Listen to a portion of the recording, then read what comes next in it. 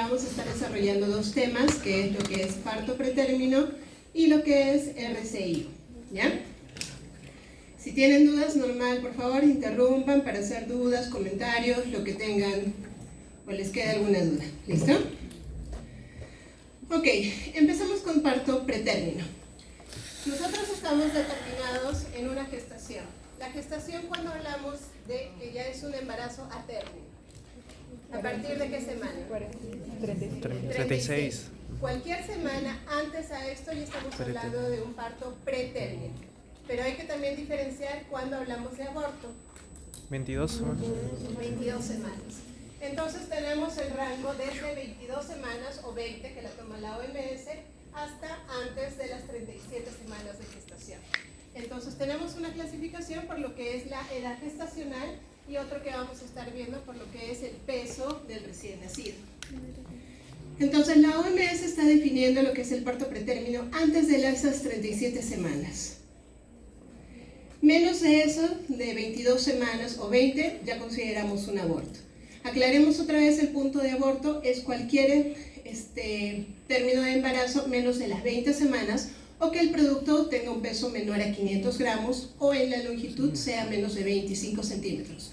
¿Por qué se establece eso? Porque muchas pacientes no están seguras de sus fechas de última regla, ya sea porque están con ciclos anovulatorios, tienen oligoovulación, entonces por eso no tienen una fecha de última regla conocida. Como estábamos hablando, esto también se puede estar clasificando por el peso del recién nacido. Tenemos lo que es de bajo peso, muy bajo peso y extremo bajo peso. En la clasificación vemos bajo peso menos de 2.500, muy bajo peso menos de 1.500 y extremo bajo peso menos de 1.000 gramos. La epidemiología. Esta es una de las causas muy importantes. Se produce más o menos en un 10% de lo que son los partos a nivel mundial y tiene sí una alta tasa de muertes perinatales. Los factores de riesgo vamos a estar viendo. Como cualquier patología en ginecobstetricia, está bastante relacionado a la edad, a los extremos de la vida, o menores de 18 años o superiores a los 40 años. Aquí hablamos de lo que es los factores de riesgo. Ustedes cuando han hecho el examen o la anamnesis para hacer sus historias clínicas perinatales, van preguntando a la paciente, ¿no es así? ¿Cuántos embarazos ha tenido? Si han sido a término o han sido antes de tiempo. También hay que estar viendo si ha habido antecedentes de cirugías. Por ejemplo, cirugías cervicales previas. ¿Qué tipo de cirugía cervical conocen o pueden sospechar? Vamos chicos, yo no muerdo, tampoco los veo, soy media cegatona, así que... ¿Qué cirugías cervicales? Histerectomía. ¿Cómo? Histerectomía. Histerectomía es retirar el útero. Estamos hablando a partir de lo que es el cuello. Aborto. Conolipsis, por ejemplo, ¿qué es el cono? Sacar una porción del cuello del útero. Entonces se extrae una porción. Esa es una cirugía cervical previa. Los legrados múltiples, abortos múltiples, legrados o curetajes. Es decir, ese cuellito de lo que el orificio está bien cerrado, tiene una cantidad de músculo adecuada que lo mantiene cerrado por X motivos, por abortos recurrentes, va perdiendo un poco ese tono. Entonces, es uno de los factores de riesgo para lo que es partos pretérminos. Obviamente, malformaciones uterinas, eso también influye. Factores maternos, como ya hemos visto, lo que es la edad, pacientes muy jóvenes, gestantes adolescentes o pacientes añosas, lo que se llama, ahora se denomina gestantes tardías.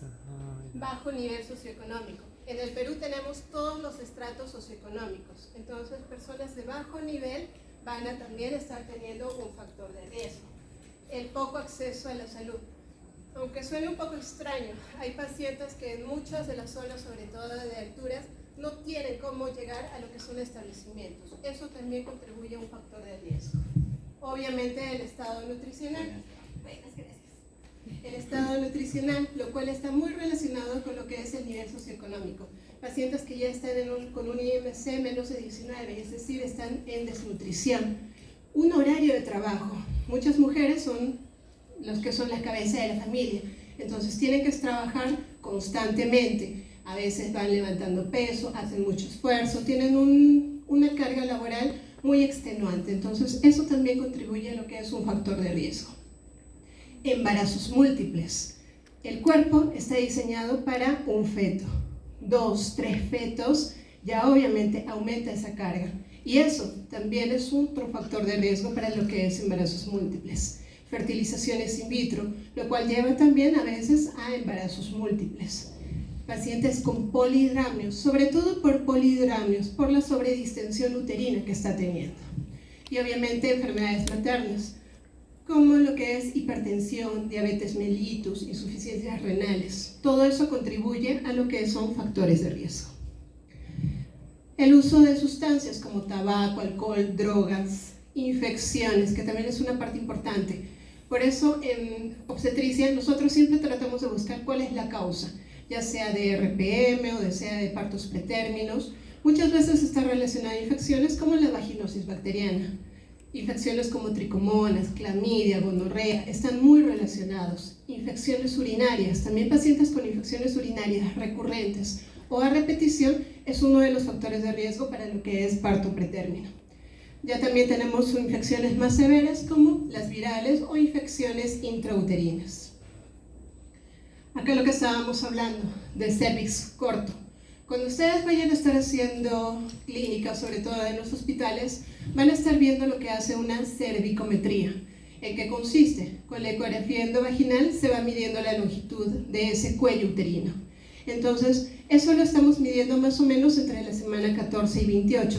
¿Para qué? Para estar estableciendo si ese cuello uterino tiene una longitud adecuada o está teniendo un recortamiento, es un cuello corto, lo cual también significaría un factor para lo que es parto pretérmino.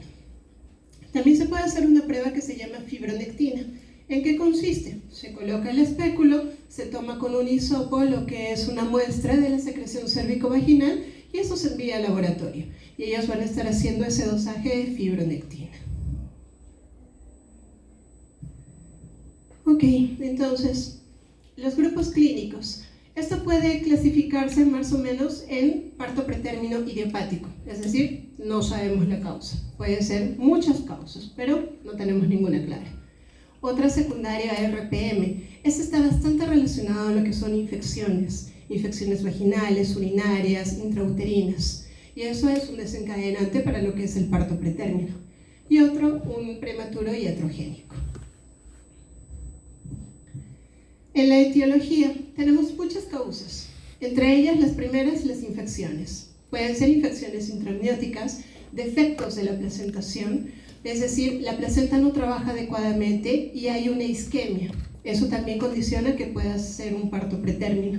La disfunción cervical, esto en pacientes que son abortadoras recurrentes, más de 3 abortos o que han tenido partos pretérminos en el segundo trimestre. Es decir, pacientes con antecedentes. Ok, doctora, mi primer parto ha sido a las 32 semanas, el segundo parto a las 34.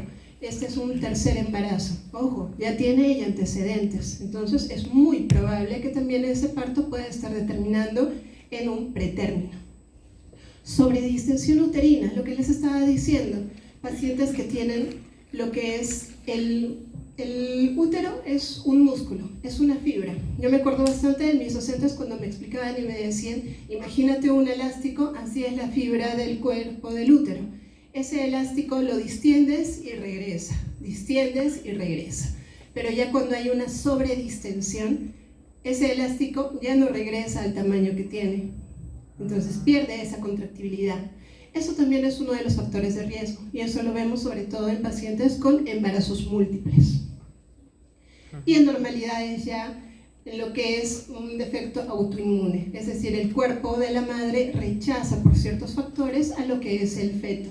Y eso también es lo que el mismo organismo, al tratar de, o al percibir algo que es extraño, el organismo que trata de defenderlos, trata de rechazarlo, y por eso se pueden estar presentando lo que son los partos pretérminos. Entonces tenemos toda una serie de causas que pueden estar desencadenando, pero en nuestro medio lo que mayormente se da son las causas infecciosas. El diagnóstico, como ya hemos visto, no consideramos un aborto un parto pretérmino. Entonces, cualquier gestación o cualquier parto que se da desde la semana 20 o 22 hasta la semana 36 son 6 días. 37 ya consideramos un embarazo a término. Si hay contracciones, ¿cuál es la diferencia entre una amenaza y un trabajo de parto pretérmino? No es lo mismo que yo venga y a María Elena le diga, ¿sabes qué? Te voy a dar un puñetazo. A diferencia que vaya y yo de frente de buenas a primeras, le mande su chiquito. Entonces, es muy diferente. Al principio yo lo estoy avisando, le estoy diciendo, ojo, te estoy amenazando porque te estoy viendo súper distraída, no estás atendiendo, a otra que yo vaya de frente y ya. Entonces, esa es la diferencia. La amenaza te puede estar dando ciertas condiciones. Ojo, voy a empezar con contracciones. Ok, te estoy avisando. Un trabajo de parto, ya que vamos a tener contracciones uterinas persistentes. Esas contracciones, ¿qué van a hacer con el cuello del útero? Que empiece a haber modificaciones. ¿Qué hablamos cuando hay modificaciones del cuello del útero? ¿A qué nos referimos? A que ese cuello empieza a borrarse o incorporarse y empieza a haber dilatación. ¿Por qué se da eso? Por las contracciones uterinas persistentes. Entonces, un trabajo de parto. Ustedes van a tener a una paciente de 32 semanas y les dice, ¿sabe qué, doctor? Estoy teniendo un dolorcito, pero va y viene. Le evalúan el cuellito cerrado íntegro. Ok, una amenaza. A muy diferente que esa misma paciente, 32 semanas, venga y les diga, ¿sabe qué, doctor? Estoy con contracciones, me está doliendo, ya estoy así hace 4 horas, los dolores están viniendo cada 5 minutos, y ustedes le evalúan y van a estar encontrando un cuellito que ya está incorporado, que está habiendo dilatación. Entonces, esa es la diferencia con la amenaza de parto. Las modificaciones cervicales y que ya está habiendo lo que son contracciones uterinas. En el examen físico, lo que les estaba diciendo, va a ver lo que es la cervicometría, que esto nos ayuda a estar determinando si un cuello es corto o tiene un tamaño adecuado. El test de fibronectina, que bueno, para serles sincera, no se ve mucho en los establecimientos, pero sí es parte de lo que tienen que estar sabiendo. Y obviamente los factores de riesgo. Todo, al hacer lo que es su anamnesis perinatal, tienen que estar preguntando todos los factores de riesgo, para que ustedes en ese momento no van a estar preguntando a la paciente, sino con tan solo revisar la hoja CLAMP, ya fácilmente van a estar viendo cuáles son esos factores de riesgo. Lo cual es importante en la primera visita, en la primer control prenatal, estar estableciendo todos esos factores de riesgo, hacer una adecuada anamnesis, estar preguntando por qué fue el parto, cuál fue la causa, si nació a término o no, si fue cesárea, por qué fue la causa. Entonces, todo eso nos va a estar ayudando a estar estableciendo, aunque ustedes ya estén imaginando, ok, este embarazo puede tener ciertas complicaciones, puede ocurrir esto, tengo que estar al pendiente de una u otra cosa. El manejo. Entonces, acá obviamente tenemos que estar evaluando a la paciente. Si la paciente viene con contracciones persistentes, o a veces les va a decir, me da como calambres, tengo un poquito de dolor aquí en la espalda y se me viene hacia la parte de adelante, porque no todas las pacientes van a decir, ¿sabe qué, doctor? Estoy con contracciones, 3 a 5 en 10 minutos, de 30 segundos de duración, 3 cruces de intensidad. Ustedes tienen que estar indagando, preguntando a la paciente cómo es eso, para que ustedes puedan estar viendo si son contracciones. Si son, ellas a veces les van a referir, siento como un calambrito, siento como un dolor que me viene acá en la espalda y de ahí se me viene hacia adelante. Y es de rato en rato. O si está habiendo cambios en la secreción. A veces les refiere y les dice, ¿sabe qué? Si he botado un moquito con sangre o con unos rasguitos. Obviamente si hay sangrado vaginal, ya eso nos prende todas las alarmas.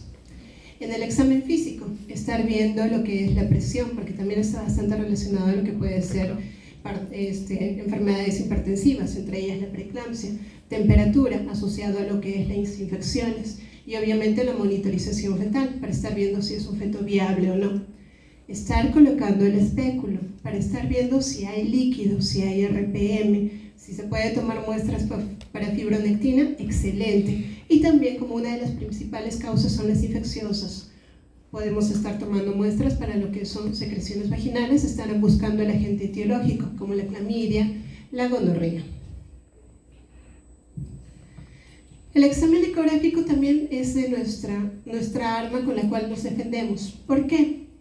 No es solo estar estableciendo, ok, tienes un trabajo de parto pretérmino, hay que estar viendo las condiciones. Si la placenta está en una adecuada localización, ya han estado hablando de repente de placenta previa, hay que estar viendo eso. La cantidad de líquido, eso también nos va a estar determinando para ver si es que vamos a estar permitiendo que ese embarazo pueda seguir como un parto pretérmino, o de repente hay que estar tomando otras medidas. Es decir, no es que una cantidad de líquido disminuida de repente nos llama la atención y tendríamos que entrar a una paciente para terminar la gestación por cesárea, a muy distinto de que tenga una cantidad de líquido normal. Eso ya nos da cierta tranquilidad. La presentación fetal, si es que es un feto que está encefálico, está en podálica, es muy diferente a que un feto esté en transverso.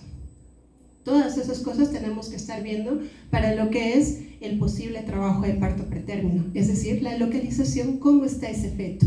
Recuerden que para el trabajo de parto tenemos lo que es el motor y el móvil, y el canal del parto. El motor, que son las contracciones, lo que va a estar produciendo que haya las contracciones para los cambios cervicales. El móvil, el feto, es decir, si va a estar en adecuada localización, adecuada presentación, la cantidad de líquido adecuado, si no va a tener problemas con el circular. Y obviamente el canal del parto, que para ver si es que hay algún tipo de alteración, ya sea alteraciones müllerianas, tabiques vaginales o algún tipo de problema, pelvis estrecha, aunque en partos pretérminos o ser pequeño, el feto puede salir de forma adecuada. Y obviamente estar viendo el bienestar fetal. Ok, hay que hacer la exploración cervical. A todo paciente no es solo evaluar, hacer tacto. Hay que hacer especuloscopía, colocar el espéculo. Como algunos de mis docentes decían, es mejor colocar el espéculo que metas la pata. Entonces hay que hacer un adecuado examen físico, entre ellos la especuloscopía. Uno, para estar viendo si es que hay RPM o no. También tienen que estar viendo, obviamente, lo que hemos estado hablando, los cambios cervicales, si está habiendo dilatación o borramiento, para que puedan estar estableciendo si es un trabajo de parto o es una amenaza. Por ejemplo, acá, si tenemos un borramiento menor al 80% y una dilatación menor a 2 centímetros, puede ser una amenaza. Entonces, ¿qué tenemos que estar haciendo? Controlando esa dinámica uterina, ver si está siendo regular o no. Podemos hacer los exámenes como muestra de fibronectina y también estar tomando la ecografía cervical. Y obviamente estar observando a la paciente y repetir la evaluación, puede ser a las 2 horas. Si tenemos una dilatación que va de unos 2 a 3 centímetros y un borramiento del 80%, igual lo podemos estar considerando como hay que monitorizar a esta paciente, hay que estar evaluando ya aquí un poquito más seguido, puede ser a los 30, a los 60 minutos, y estar valorando si es que está habiendo mayores cambios cervicales. Pero si ya tenemos a una paciente que tiene una dilatación mayor de 3, el cuellito ya se encuentra borrado a un 80%, nadie va a detener ese trabajo de parto. Ese ya es un trabajo de parto instaurado y por más que ustedes hagan, va a desencadenar. En cambio, los siguientes pasos como que se puede tener una conducta expectante. ¿Qué quiere decir? Que si vamos de 2 a 3 centímetros, ok, vamos a ver si con tocolíticos, buscando la causa del trabajo de parto, vamos a poder estar como que frenando. Pero si ya viene una paciente con una dilatación de 4, un borramiento al 90%, por más que la pongan de cabeza, eso se va a desencadenar. El manejo clínico. Aquí es lo que les estaba hablando de la cervicometría. Es decir, con una ecografía transvaginal vamos a estar midiendo la longitud del cuello del útero. Y acá estamos viendo que un trabajo o un cuello uterino más de 3 centímetros es muy poco probable que pueda ser un factor de riesgo para partos pretérminos. Una longitud que vaya de 2 a 3 centímetros sí podría ser algo probable.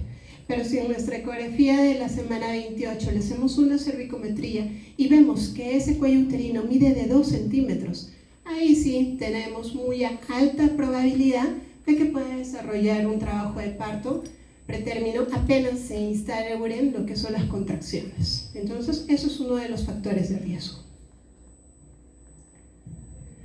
Ahora, si tenemos a una paciente, ok, ustedes van a estar en el hospital, cuando hagan su internado, van a estar en emergencia y les va a venir una paciente, 34 semanas, que ya está teniendo lo que es una dilatación de 5, un corrimiento del 90%. Hay que estar viendo la madurez de los pulmones, o sea, la viabilidad, la vitalidad de ese móvil, del feto.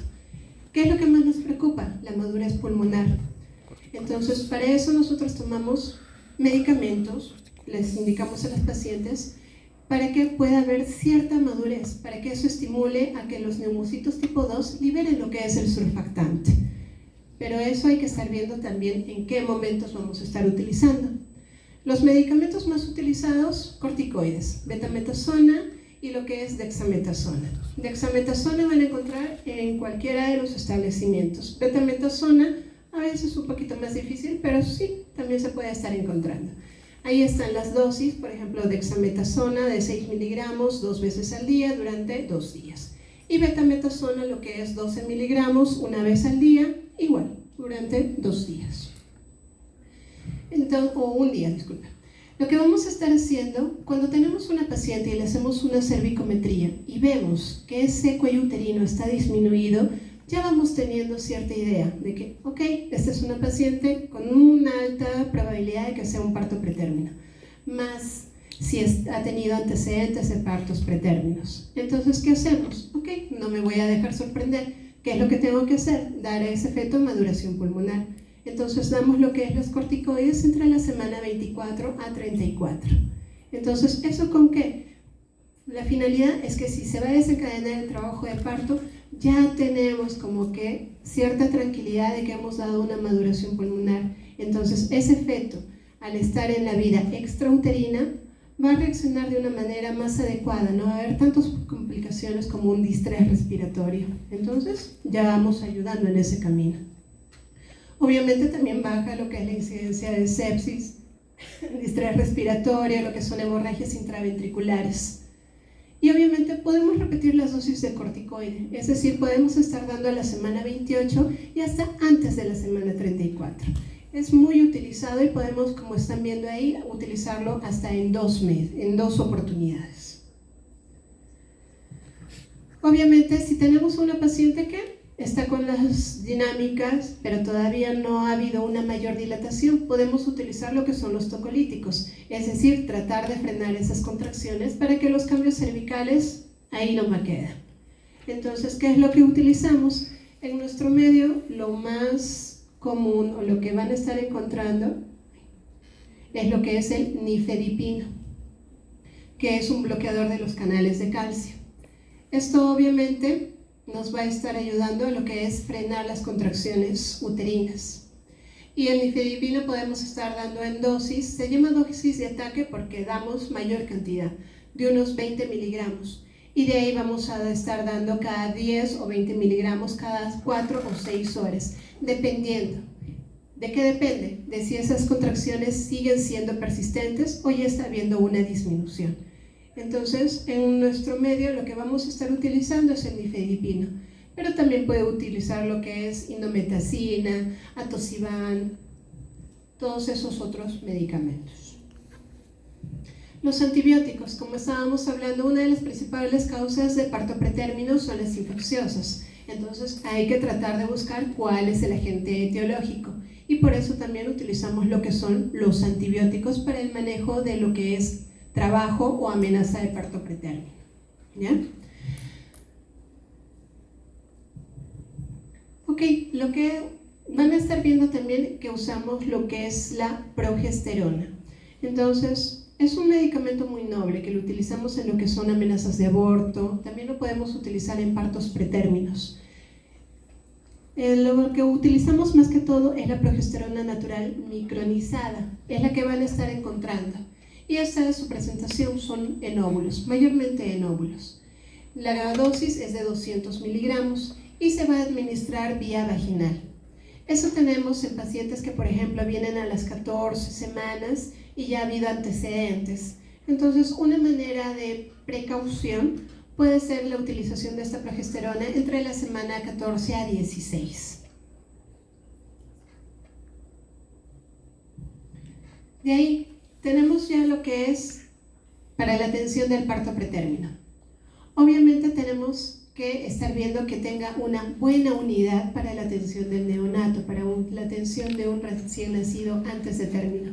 Entonces hay que estar utilizando un centro con una unidad adecuada, es decir, que tenga una buena complejidad para estar afrontando cualquier tipo de complicación con este recién nacido.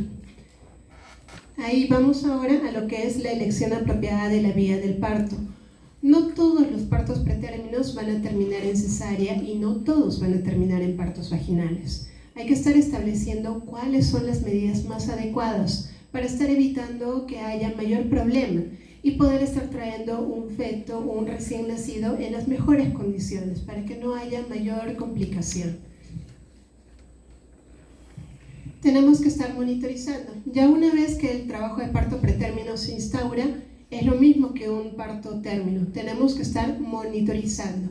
Monitorizar frecuencia cardíaca fetal, frecuencia cardíaca materna, presión materna, lo que son las contracciones. Lo mismo que en un trabajo de parto normal, se va a estar evaluando en un parto pretérmino. La episiotomía todavía está viendo más o menos, porque al ser fetos de repente algo pequeños y si la distensión perineal es adecuada, a veces no está indicado lo que es la episiotomía. Entonces, eso es algo como que se va viendo al criterio durante lo que es la atención. En ese momento vamos a estar evaluando. Entonces, más o menos lo que estamos viendo, partos pretérminos desde la semana 20 hasta la semana 36-6. ¿Cuáles pueden ser las causas más frecuentes? Infecciones, alteraciones, lo que son malformaciones, antecedentes, hay que estar viendo también uno de los antecedentes, las edades maternas, si hay polidramio, si hay embarazos múltiples. ¿Cómo van a distinguir una amenaza de parto pretérmino a un trabajo de parto? Fuerte, chicos, soy sorda. Muy bien, cambios cervicales. Para que haya estos cambios cervicales, ¿qué tiene que haber? Contracciones. Entonces, un trabajo de parto con contracciones regulares de buena intensidad y cambios cervicales. Ya si hay un RPM, obviamente ya se va desencadenando. Si tienen una paciente con una amenaza de parto pretérmino, todavía no está viendo cambios cervicales y quieren mejorar las condiciones de ese feto, que pueden estar utilizando corticoides para lo que es la maduración pulmonar. Si ya están con contracciones esporádicas, ¿qué medicamento pueden estar utilizando para tratar de frenar esas contracciones? Nifedipino, lo que tenemos más en nuestro medio, ¿ya? Y obviamente la atención del parto, todo depende de la evaluación. Es decir, uno estar viendo si es un feto viable, el peso, la cantidad de líquido, si el canal del parto es la más adecuada. Entonces, ya el manejo es más que todo como un parto normal. ¿Ok? ¿Alguna duda? ¿Comentario? Entonces pasamos a retardo de crecimiento.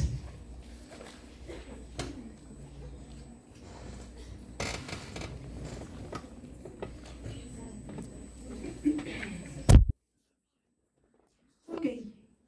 El famoso RCIO, retardo de crecimiento intrauterino.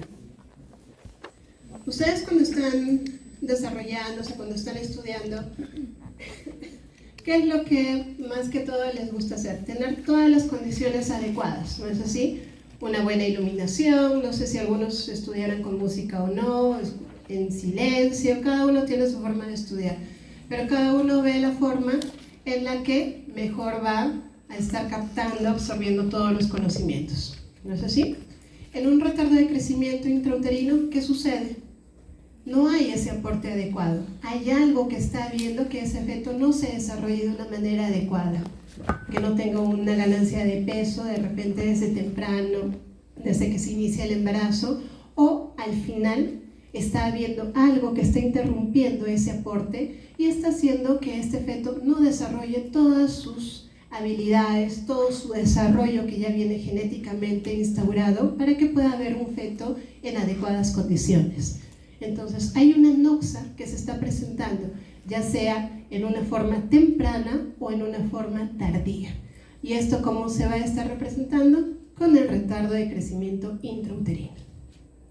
Es una de las principales causas o una de las mayores complicaciones que podemos estar enfrentando en lo que es ginecobstetricia. También tiene una alta tasa de morbimortalidad. Y obviamente puede estar teniendo va trayendo sus consecuencias, ¿no?, en la vida adulta. Puede haber alteraciones metabólicas, cardiovasculares, neurológicas. Entonces, es algo que sí hay que estar tomando en cuenta. ¿Qué significa eso? No hay una expresión del potencial genético del crecimiento fetal. Es decir, no permite que haya un desarrollo adecuado. Hay algo que le impide que exprese todo su potencial. Entonces, no permite que haya un desarrollo. Podemos acá estar viendo varias diferencias. Hay que estar descartando una que sea pequeño para la edad gestacional y otro que sea un verdadero retardo de crecimiento.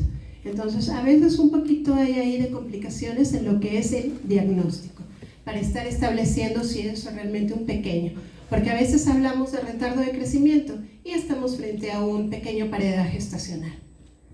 Es un poquito por eso a veces que se nos complica lo que son los diagnósticos. Para el retardo de crecimiento nosotros siempre utilizamos lo que son las curvas, los percentiles. Entonces, ¿a qué llamamos retardo de crecimiento intrauterino?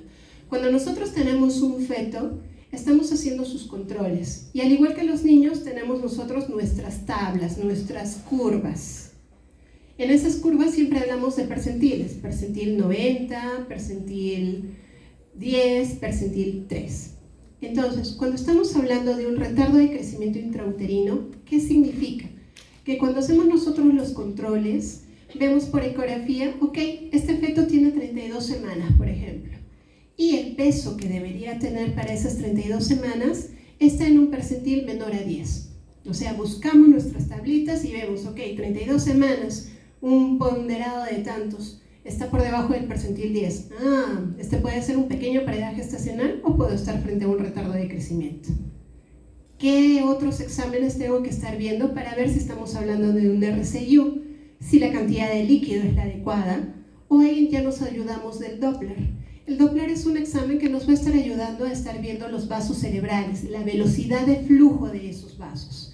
Entonces, si encontramos una velocimetría o un Doppler alterado en la que son arterias cerebrales, ya nos está llamando la atención. Entonces, dentro de lo que es el concepto de retardo de crecimiento, tenemos que estar viendo uno por los percentiles. Si tenemos un percentil por debajo de 10 y alteraciones en el Doppler, estamos frente a un RCIO. Si tenemos a un feto cuyo peso está por debajo del percentil 10 y está con oligohidramios, un RCIO. O si tiene alteraciones en el perfil de bienestar, también estamos hablando.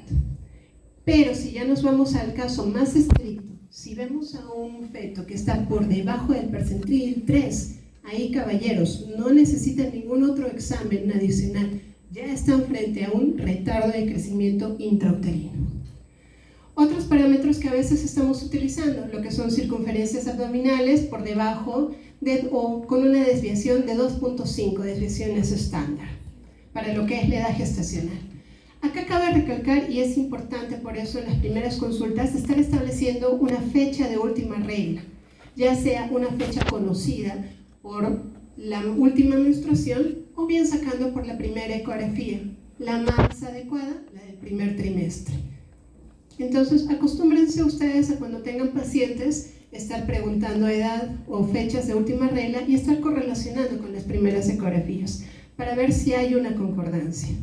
Porque nosotros trabajamos con medicina basada en evidencias. Si tenemos una paciente cuya fecha de última regla no es conocida, nos agarramos de la fecha que sacamos por ecografía. Entonces, esa es la que nos va a estar determinando para poder estar viendo el crecimiento, el desarrollo de este feto.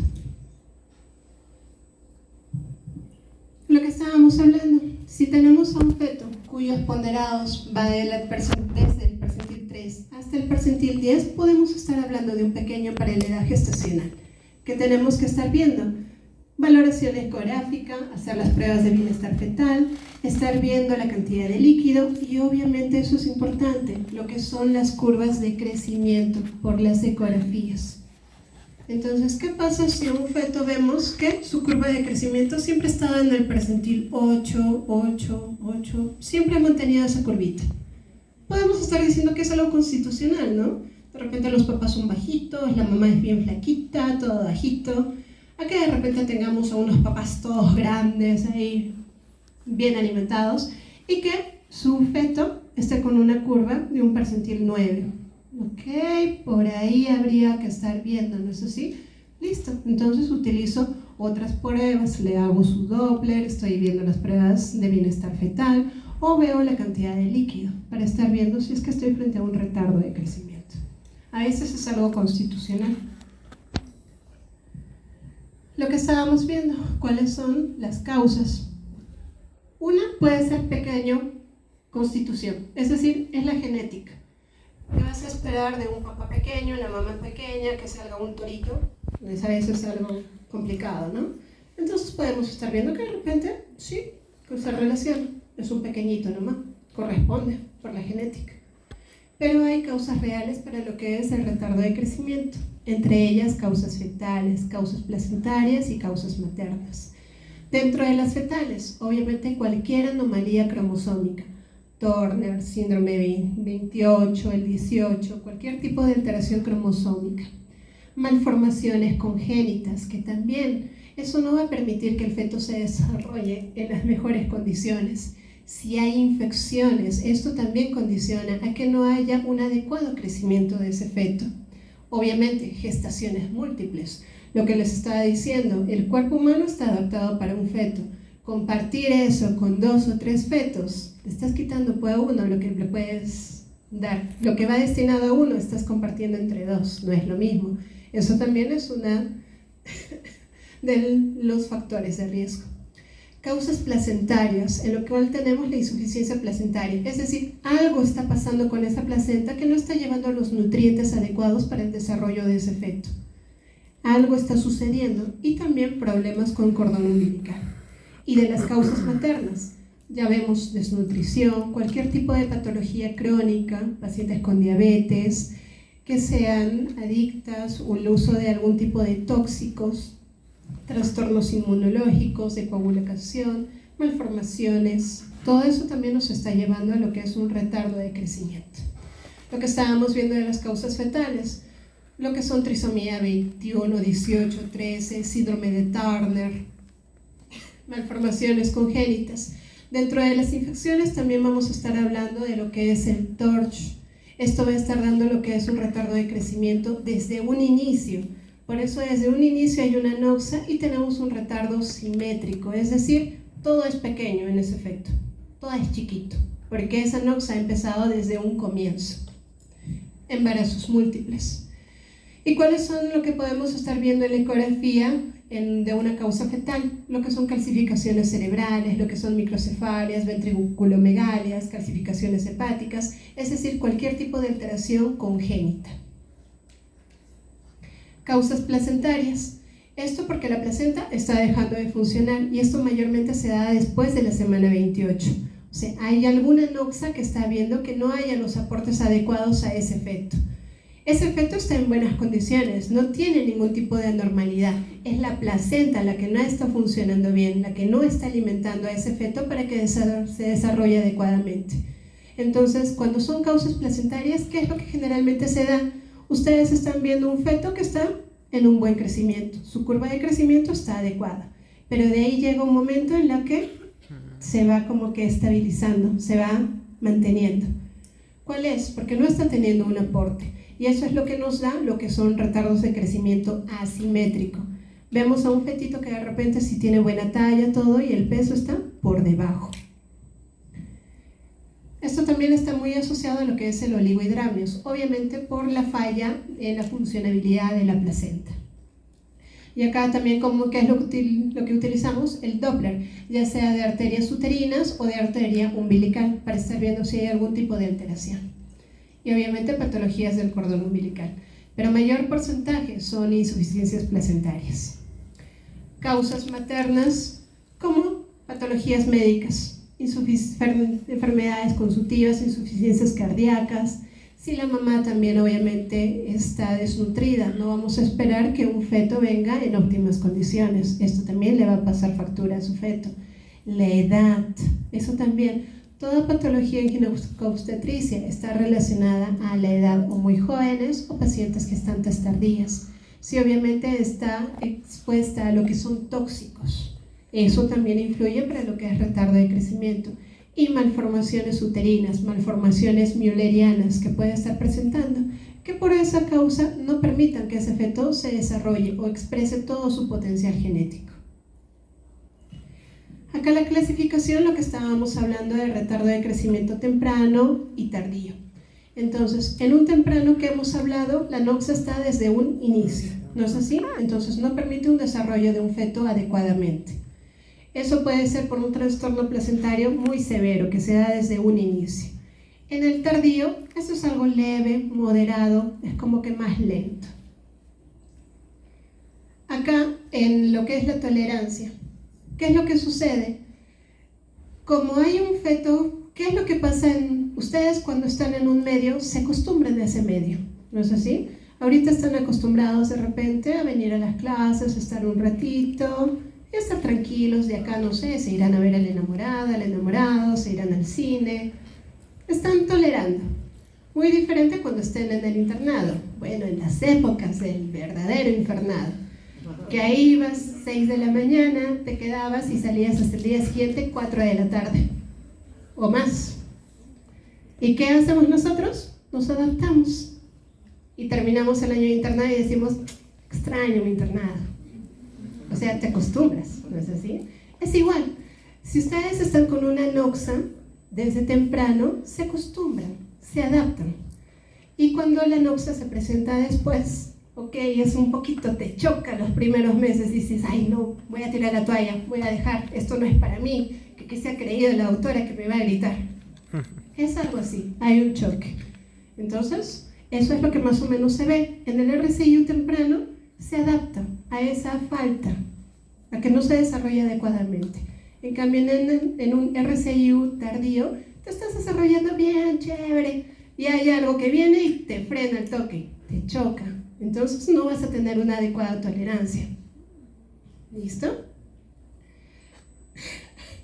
El seguimiento. Es mucho más fácil cuando ya hacemos un RCIU temprano, porque ya vemos, pues, que sí está viendo la noxa, pero a pesar de eso se está desarrollando de manera adecuada, se ha adaptado. Si hay ya mayores complicaciones, hasta podemos predecir más o menos la muerte cuando no se haya.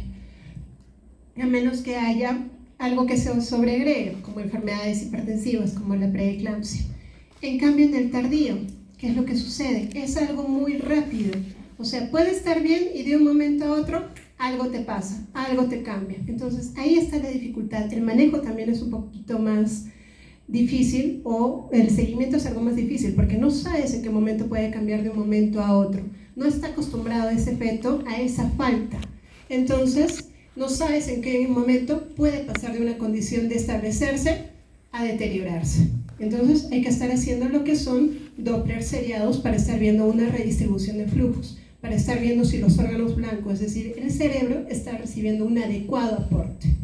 Eso nos va a estar ayudando bastante en lo que es la determinación del parto y en qué momento tenemos que terminar. Lo que hemos estado viendo, el Doppler, aquí es nuestra mayor arma para estar manejando, y vamos a estar viendo si es que el Doppler está en adecuadas condiciones. Ok, le doy chance para que siga teniendo un poquito más de desarrollo, a que tenga un Doppler alterado, y ahí ya nos indica que tenemos que estar terminando lo que es la gestación para evitar lo que es un óbito fetal. La mortalidad. Cuando estás expuesto a una noxa persistentemente, ya pues te vas cansando, te vas deteriorando, y si este sí tiene una alta tasa de mortalidad. A diferencia del RCIU, lo que es tardío, estás en óptimas condiciones y de un momento a otro ocurre algo, pero estás con ciertas reservas, o sea, puedes tolerar un poquito más.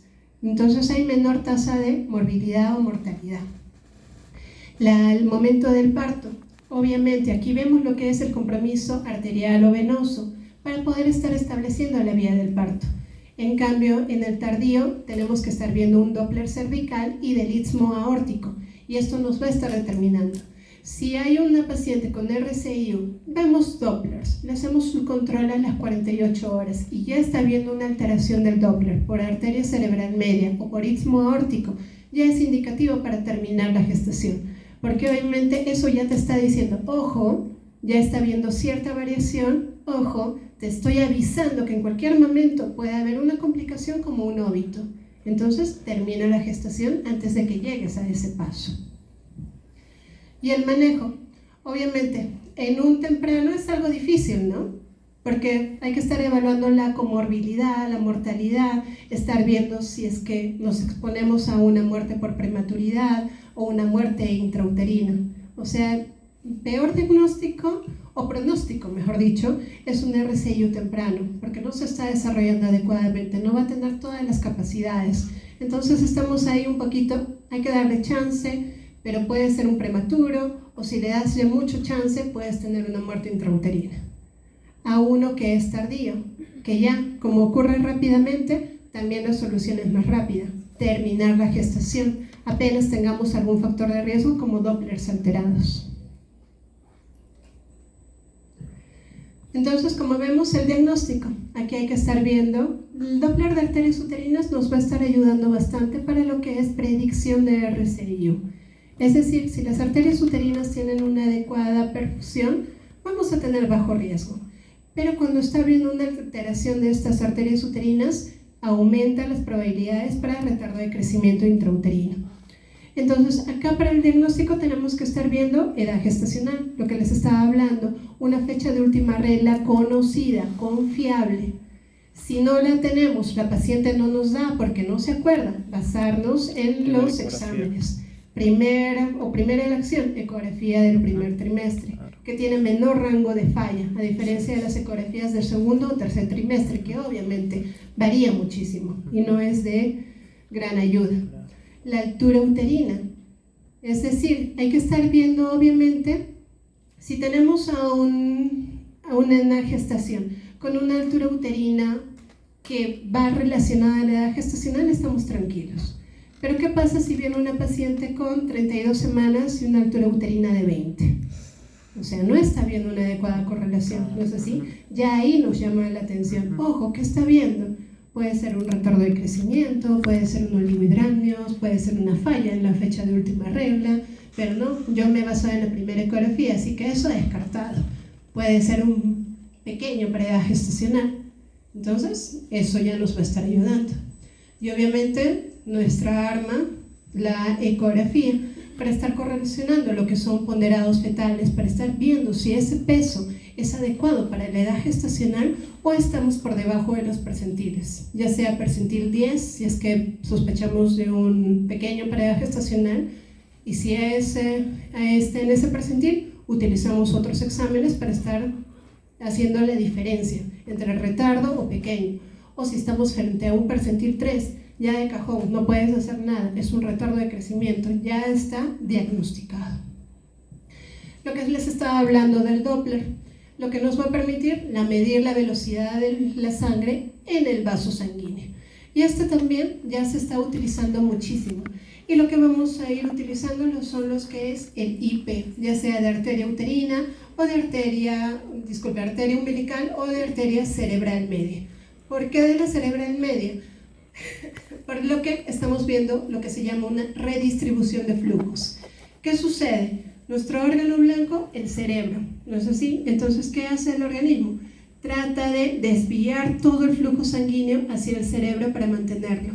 Entonces, lo que hacemos es ver el índice cerebrovascular. Sacamos, vemos las velocidades y hacemos una pequeña correlación. Todo esto ya es manejo de tablas, todo está instaurado, porque eso también es por cada edad gestacional, tiene cierto valor para el vaso en ese tiempo.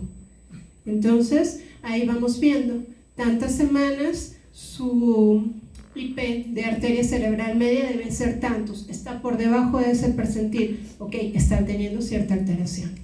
Entonces, eso es lo que nos ayuda. ¿Qué es lo que nos avisa el Doppler de cerebral media? Ojo, me estoy esforzando para que el cerebro tenga todos los nutrientes, se conserve adecuadamente, pero ya tú también haces tu parte, termina la gestación.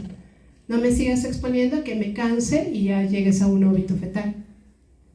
la arteria umbilical media, para estar viendo si también los flujos hacia la placenta son los más adecuados o está habiendo una mayor resistencia que permite que el aporte sanguíneo no sea el correcto.